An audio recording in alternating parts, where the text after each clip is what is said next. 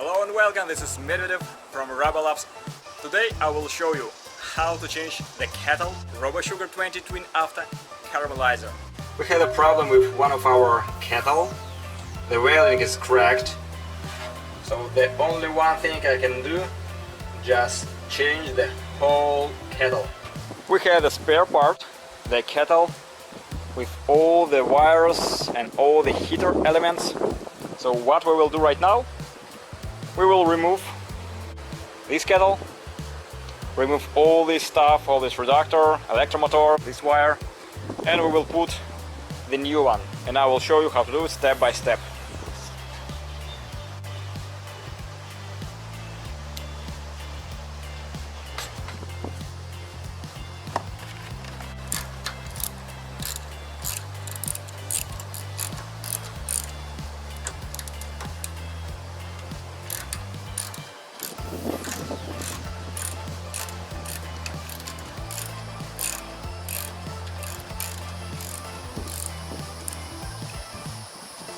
So first we will try to remove all this part, the whole unit. So this is the axle of the kettle.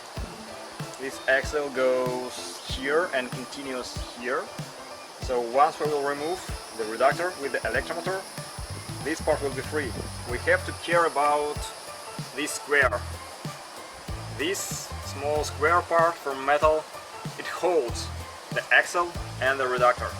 So when you remove the reductor, do not lose this small part. First we need to remove 6 bolts with the washers.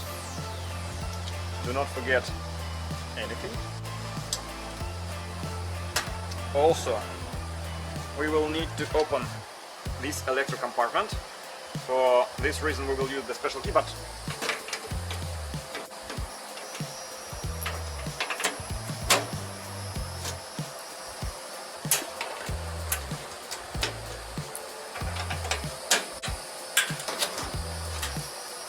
once we remove 6 bolts, we have to pull it and remove it.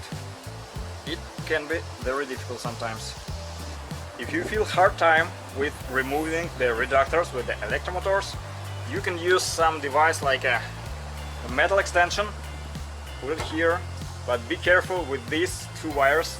These 2 wires goes to X5, X6 sensor, which give you stop signal when the kettle goes down, goes up.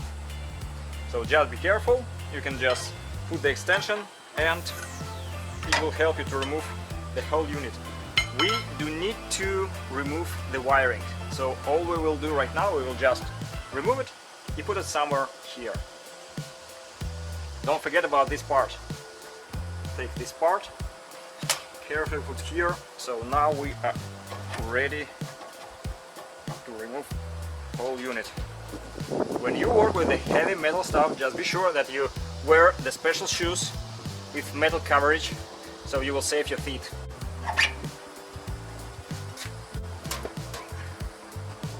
Now we need to free this axle, so this metal plate, we should pull it up. For this reason, we must detach these 2 wires to sensor X5, X6 and remove these 4 bolts.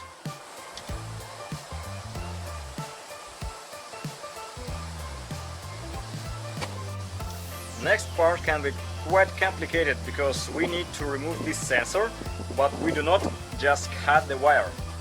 We have to unscrew the nut. So this is the nut, and sometimes it's really complicated to go inside because this part has really small room and you don't have a lot of space to do it. So once you just unscrew it a little bit, the rest part will go just with your fingers. And after this you have to remove the second nut.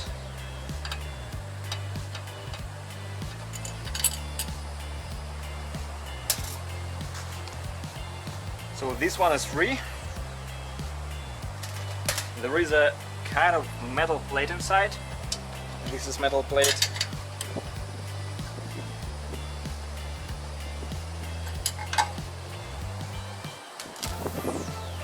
how it works.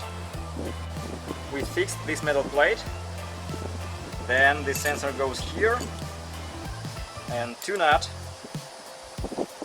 holding this sensor. You can unscrew the nut and fix the sensor forward and back, but the thing is, this sensor should touch this metal finger. So then the kettle goes down. Once the sensor feels the metal part, it gives the signal to the microprocessor, and the machine will understand that, okay, the kettle is in the down position. So once the kettle goes up, another one sensor here, they do not touch each other, this is magnetic, but when the sensor feels that metal finger is here, it gives the signal to the microprocessor, and the machine will understand, okay, the kettle now is in the up position. The good distance between the sensor and the metal part is like a 3-5 millimeters, not more, not less. They do not have to touch each other.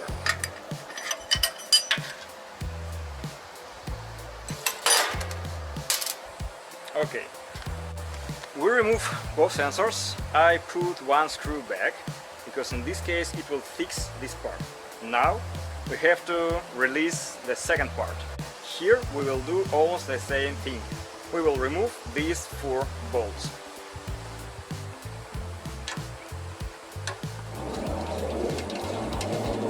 Once you remove all the bolts, leave 1 bolt inside. It will fix the kettle, because instead it can just slip and fall. The same situation, just leave 1 bolt here. Once you're ready to remove the kettle, you will need someone who will help you. Remove this bolt and the same bolt from the other side, and very carefully put the kettle on the ground.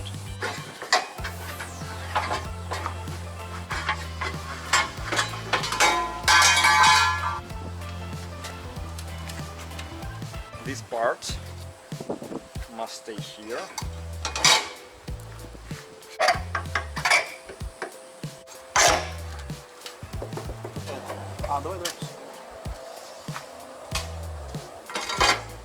Now the most complicated part, because we should deattach all these wires, and then we should attach the new wires from the new kettle, and this is really difficult. First, because we have so many wires, but not only because of this.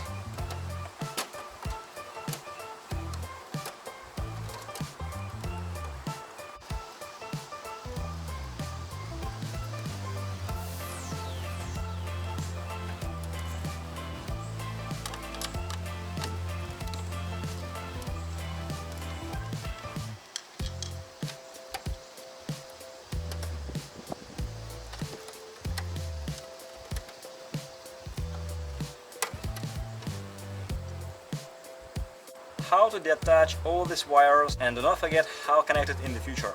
The good advice is just make a photo of every wire when you deattach it.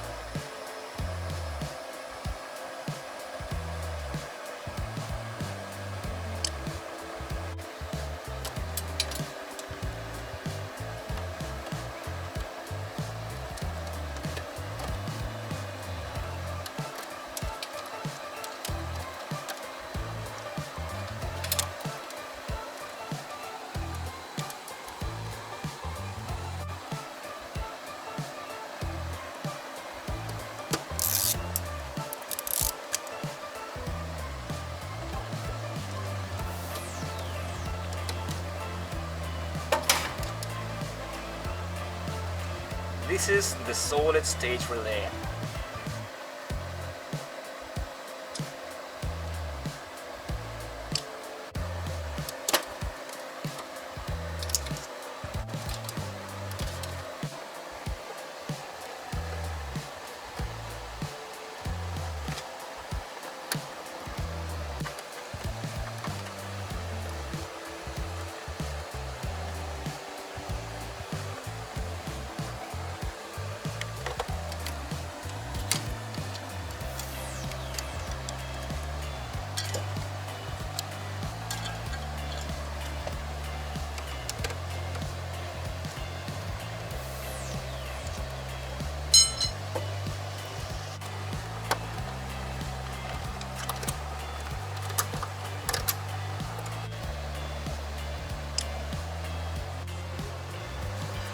When you disattach all the wires, you have to care about this one wire with the textile coverage. This is the thermal sensor. So it goes inside and then it goes to the front panel. Here is it. Here is it. So we should make a photo, number 10, number 11, deattach it and remove from all this part.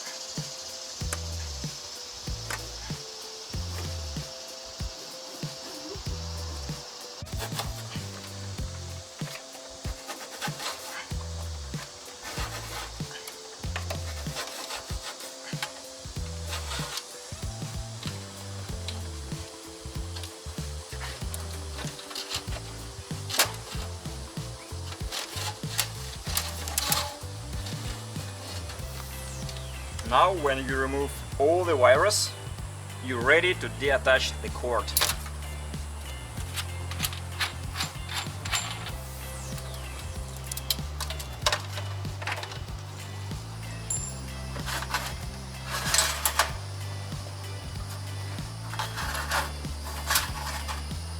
And then it's time to attach the new kettle and connect all the wires back. Now it's time to make some preparation to install the new kettle. So we will need these two parts, we will clean it. And we should wear it here and here. And after this, we're ready to put the kettle back.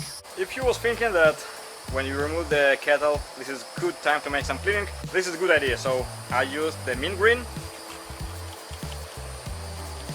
and it removed the sugar, oil and caramel quite good.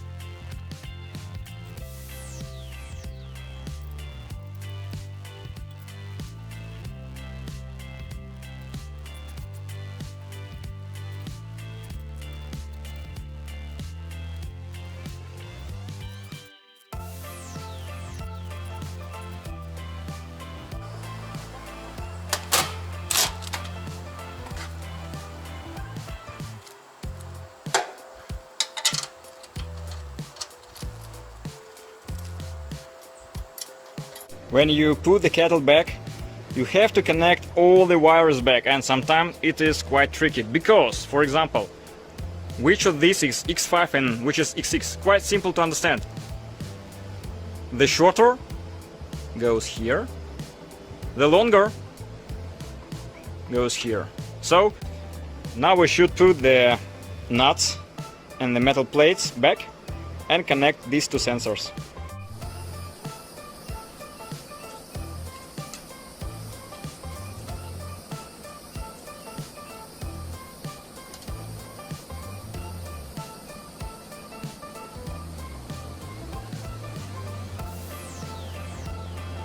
When you put the sensor back, make sure that this position, like this, it doesn't go out of the metal part.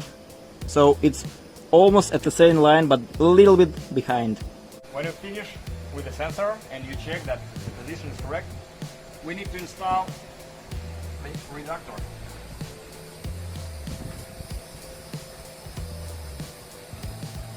And do not forget about this small stuff. This should go here, and we will need a hammer to bring it back.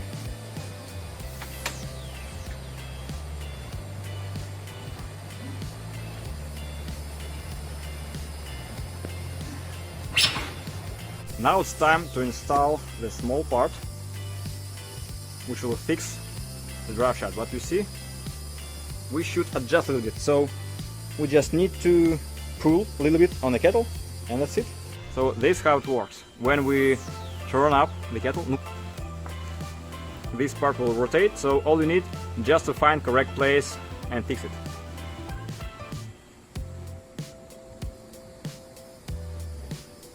That's it. Then you install the kettle and fix all the screws, which can be a bit tricky, and don't forget about this small part which will fix the drive shaft and the reductor. It's time to make a wires. So put the wires, don't forget to remove this washer before you put it inside, because if you will not, it will stay here. So once you remove this washer, put all wires and then put this washer back. Start install with the thermocouple. For this you will need to remove this metal plate. Thermocouple goes here, and finally you will find it here. There is some sign that number 11, this is plus, number 10, this is minus. So red, this is plus, this red is plus, this is minus. It should go like this. Thermocouple done. It looks like it's very hard to understand where all these parts go, but we will try to use it step by step. I mean, for example, ground. You can easily understand that it should go here, so we will remove one wire, then find place for another one wire, and step by step we will find place for all of them. Next, you have to find these wires with the sign T1 VS1, T1 VS2. This will go to these blue relays. It goes here and here. Also, if you have any problems with the identification, what is this, what is that, you can check it on a wiring diagram, or you can check the operating manual Annex A electric component list. So we can find that VS1, VS2, this is solid state relay, and the name of relay is SAL 963460 cell duct for 30 amperes. So here is it, cell duct, model name, this is the S1 and these two. When you connect back all the wires and check it with the wiring diagram and with the Annex A, it's time to plug the machine and test it.